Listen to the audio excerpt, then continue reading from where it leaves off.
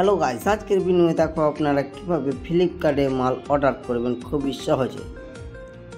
তার জন্য সর্বপ্রথম আপনার নিজের মন মতন একটা সার্চ বক্সে সার্চ করে আপনি যে কোনো একটা প্রোডাক্ট সার্চ করতে পারেন। তা আমি প্রোডাক্টটি বেছে নিলাম। বেছে নেওয়ার পর এখানে কী করবে, আপনি বাই নাও ক্লিক করবেন। আমি বিস্তারিত জেনে দিচ্ছি এই ব্যাপারটা। তো বাই নাও ক্লিক করার পর আমি একটা অ্যাড্রেস বেছে নিলাম। তো আমার পিনকোড চাইছে, তো আমি আমার এরিয়াটা পিনকোড একটা দিয়ে দেবো।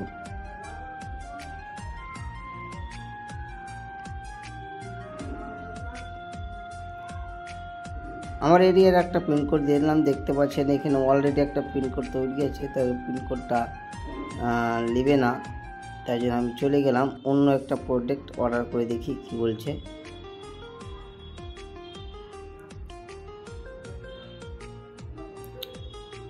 তো আমি এই জুতোটাকে বেছে নিলাম অর্ডার করার জন্য।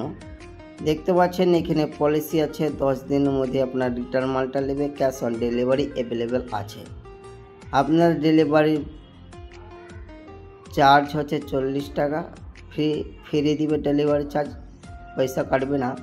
এখানে 10 দিনের মধ্যে আপনাকে রিটার্ন করতে হবে।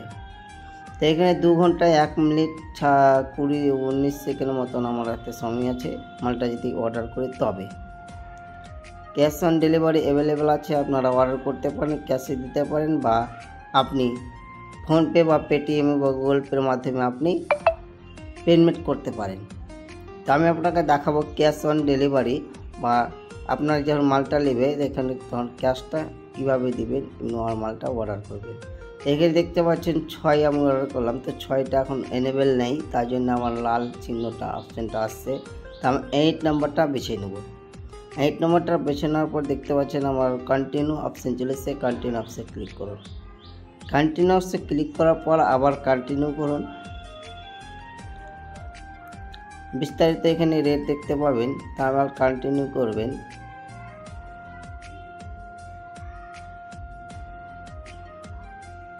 আবার এখানে কি করবেন, কন্টিনিউ করুন। কন্টিনিউ করার পর এখানে আপনার পে অপশান আসবে।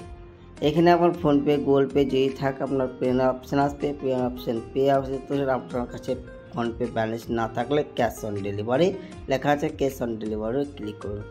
এখানে লেখা আছে প্লিজ অর্ডার, প্লিজ অর্ডারে ক্লিক করবেন।